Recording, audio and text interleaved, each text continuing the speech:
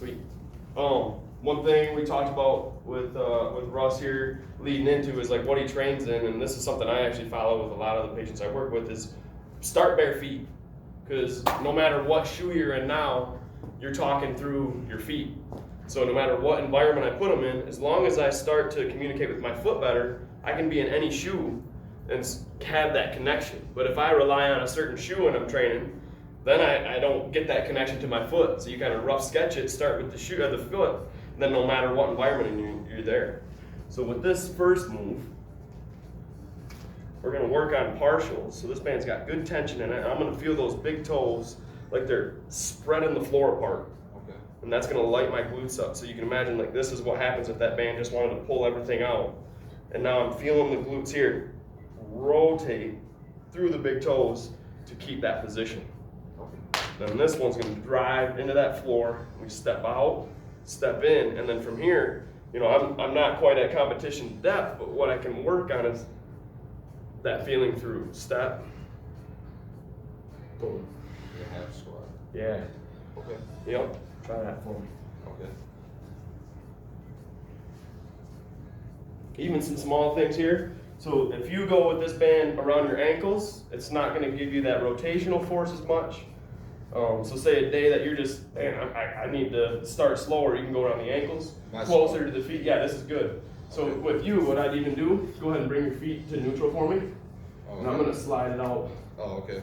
So that just gives you, no, you're good. Gives you a little more torque. And so now I'm actually going to, just for warm-up purposes, we're going to go toes forward. Make my knee more tight. Tight. Yeah. Squat. So here, start with this one driving in, so the left one. And then you're gonna try to give a little lateral step, good. And then control this one back to square. Out, and then back to square, good. Try not to drag that back foot. It up more? Good, yep, so you're. Yeah, I feel my glutes. Oh yeah, good. Now, good. Slow it down, there it is, better, control. I think if we were walking on eggshells, you're like trying not to crack the eggshells. Yeah, they're getting warm. Good. And so like Russ is saying, he's feeling this. He's feeling that work. Yeah. And that's good. We want that. That's showing that, this band, relative to Russ's strength globally, is nothing. But he's feeling that really target those glutes. Yeah. So we're just literally turning on the headlights.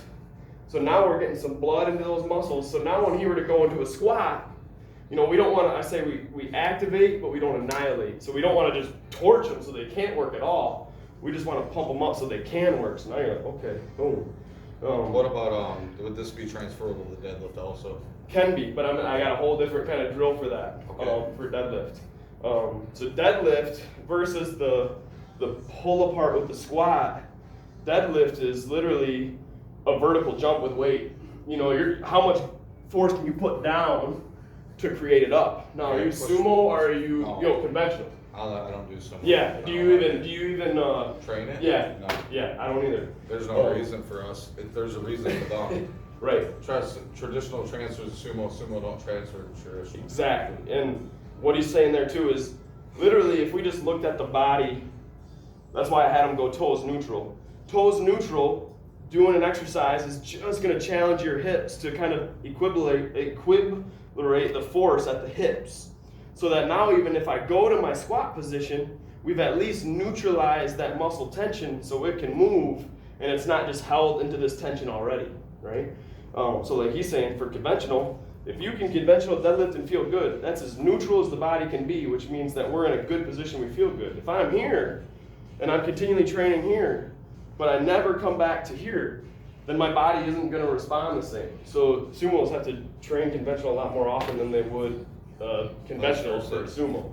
Yeah, honestly, the only thing it's worth is taking pressure off your back if you've had issues. Yeah, yep. And people only transfer after they've been injured most of the time. Right. Another thing too is it's not transferable to everything else. Right. Overall strength, that's why strongman has a standard. Conventional is a must. Right, for sure. And sumo is done for one reason, to break records. Exactly, yes. To change your mechanics so that you can get it done, but it's... The 13-inch, or what is it? Yeah, 13-inch pull to a 7.5. As far as the distance traveled. That's an average distance for Yep. somebody pulling, because I can get down here Yep. and pull here. Yep. My conventional, Right. even if you're 6 foot tall, Yep. put your hands next to mine and see where your hands are. Yep. Because we're still pulling the same length. Right, right, yep. So now with this one, Russ, you've done your activation. Now you're just, your first couple sets of squat, whether it's here or below the knee, now you're just getting into your position. So now as you go down, you're thinking, okay, can I keep stretch on that band and on my way up? Can I keep stretch on This that activate band? the glute That's also. activate the glute, yeah. And this is, you're not gonna feel much here, but when you get weight on your back and you're warming up, you're gonna just feel how that's a different feeling than your normal. I'd like to add too, for my conventional deadlift. Yep. I have toes out because I quad drive off the ground. Okay, okay, yep. This is my conventional deadlift. Right. You probably don't do that. Not quite as narrow, right, right. For me, it Yep. allows, well, I'm about maybe here. Yep. But for me, I'm about here. Yeah. This allows me to drive very centered and use my quads to break the weight. Yeah. That's why I'm so explosive. Right, right. Here, Yep. And you're just working on down. Good. Keeping tension, yep. Good. So we'll see on his way down, stretching it, way up, even keeping that stretch. Good. it doesn't feel too hard, but it's starting to. Yeah. My hip flexor, Well, That's sort of- yeah. Yep, right out in the outside glute, high glute. Yep. up into here, Yeah. into my back, it almost feels like. Good. Yeah, pump Yeah. here. Uh-huh.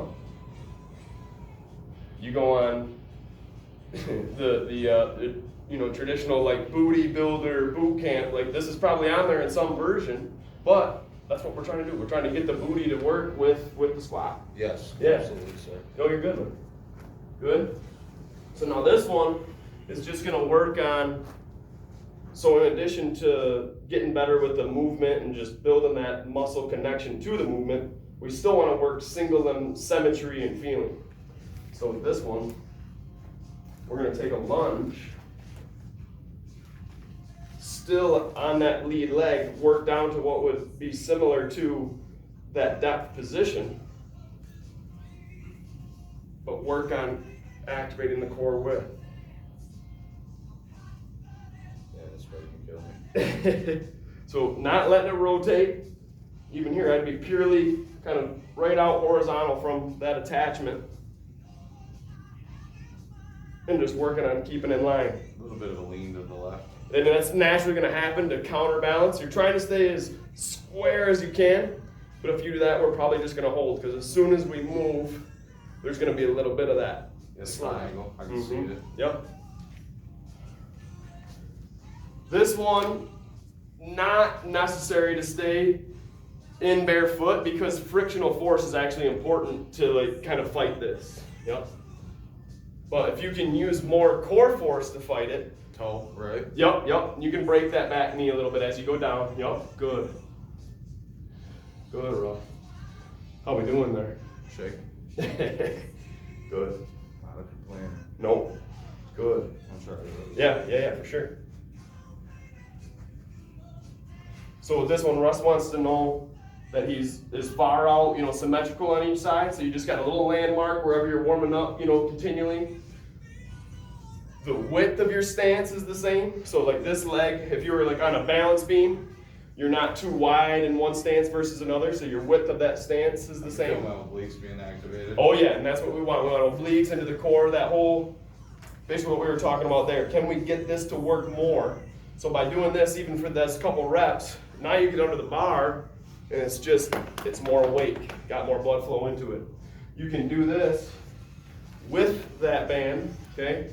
So now I got here, and this would be that like, oh yeah, baby, we're getting ready, go time. Getting ready to get into our warm-up sets. Now we're dialing everything in. So we're here, big toes, out. Oh, okay. So this is what wants to happen. Fighting out. Find your core. Yep. Core working with the legs. Is that glute activation also? Yeah, yep.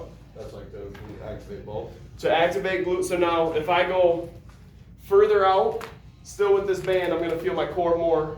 If we come in, we can target the hips a little more. So this is one of those, like we were saying, what is kind of stiff in your day? Are you feeling like the legs are a little achy? Hips, Yeah. hips, no, my legs are, my knees maybe once in a while. Okay. That's just, that's age. Yep. I'm about 36. Good, Russ. I feel my core. Yeah, good. Good. And you even notice, so if you go hands in towards you, you'll feel like less core work there. Hands out yeah. long, yeah. It's Yep. like doing a dumbbell in front of you. Yeah, yep. I won't overkill because recovery. No, for sure. I can train 3 Yeah. hours a week. No, you're good. Yep. As long as we're just going over it, getting the I'm a feel. massive believer in the less you train, the stronger you will be. Sure. This is not a conditioning game. Right. You know, and part of that is what's the quality of the workout that you have in a week. It's not all about hours spent. You know, people can work a 60-hour work week, but how much work are you getting done in that time? You know? Absolutely, yeah. So like, I see people in the gym for roughly 8 to 10 hours, probably a week. I see they're training, even if you're a bodybuilder. Dorian Yates was a successful bodybuilder who spent maybe 5 hours, 6 hours a week Heavy. actually lifting Yeah. tops. That was that was #1 guy on the planet. Yep. Now for powerlifting, I 100% believe optimizing your training should be 3 days a week, 1 hour to 1 hour and 15 minutes a session, tops. Nice. So deadlift. Remember, this is all biased opinion. Yeah. No, for sure. So, a couple different warm-ups for deadlift that, like we said, there's not as much, the frontal plane is what would challenge our hips. And so, like, again, if we look at, like I look at a 75-year-old and an infant, when we were first starting to walk, we had to do this before we could just walk forward. Then, over time of our life, we don't challenge these, so then what do we look like when we're 70 and 80? We do this, because we don't challenge these muscles enough. So even for us as lifters and as active individuals, we gotta know that that's still the tendency for us to do, even though we are active, so we don't see it manifest as much, but we don't challenge those planes enough. So if we do something here, so now this is still gonna kind of be unrestricted in our movement. I can even turn just a touch to where I can still grab the bar. And so now when I go down, I have to stabilize into that hip as I come up. So making sure I kind of get equal Unilateral reps. pressure. Yeah. It's called unilateral, right? Yep. Keep the big words out of it. No, you're good. Yep. Still tight right now. Yeah. And so, like Russ is saying, he's feeling a little tight in that. And so, when, like any kind of muscle, when you first start to target it, that lactic buildup, just kind of target it for that little bit, it's not used to it. Good. Can I explode or? Oh, yeah, you can. Yep. And I like that. Slowing the way down. Yep. And so, all he's thinking is, okay, how can I not let this band pull me by engaging that core there? Yeah, I can feel it. Yep. I'm trying to make it transferable. Right. So some other like accessory trainings, something like suitcase or farmer's carry. So suitcase farmer's carry will work on that opposite side hip, opposite side trunk to transfer over into bilateral power. So if you're getting better at a suitcase even deadlift or a suitcase farmer's carry, so if I let that weight take me, but if I use that system to just stay as square as I can, that'll even start to transfer over into some deadlift there too.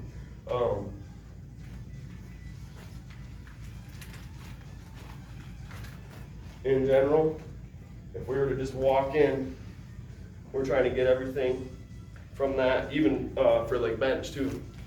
This is the best universal break up the patterns that we're exposed to during our day of going forward and backward, gravity, to how to counteract that. So we're gonna make this X. I'm gonna pull the shoulder blades back, hands apart. I'm locking those hips, and we're just working like that first move. But now we're getting all our stabilizers so that when we When we bench, when we squat, when we deadlift, we're in the sagittal plane. We're warming up the frontal plane so that we can be more stable there. I walk the opposite way. Yeah. How wide? Yep, that's good. So if you bring it up again, start with your feet together and then take some band, not quite that much. So like give yourself a little more band. There you go. Now kind of spread it out. So you'll kick in, there you go. So now he's got more tension there. And then up top, you're gonna cross it, grab it, good.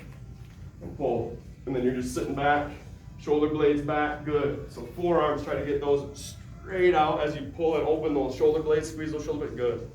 Yeah. Small controlled steps, good. Good, yeah, those hips are working. Good. They're obviously weak. That's all right. Yeah. Yeah. We could do this, all of us could train this every day, and there's always going to be some improvement we can make to that move. It's never going to be, our endurance will never be as much as we want, our strength will never be as much as we want. We can always work on getting better at that move, getting more in tune with our shoulder blade position, more in tune with our hip position. Yeah, man, that's sweet. Good stuff. So this one here, boom. Now, shoulder, I'm not really sure. I just get like uneven tension. Yeah. And I don't know how to describe like it. a pecs tighter or like Once in a while, pecs will get tight. To the point at one point it was affecting my deadlift, but no longer because I changed my position. Yep. But yeah, I guess just tension. I don't know how else Yeah. to describe Yeah. it. Yeah. No, for sure. I think my shoulder blades. Yep. This is just how we can kind of differentiate which one has more tension on it. You use the firm. So your butt will be. I do this. I do Yeah, the hip. This is all hip.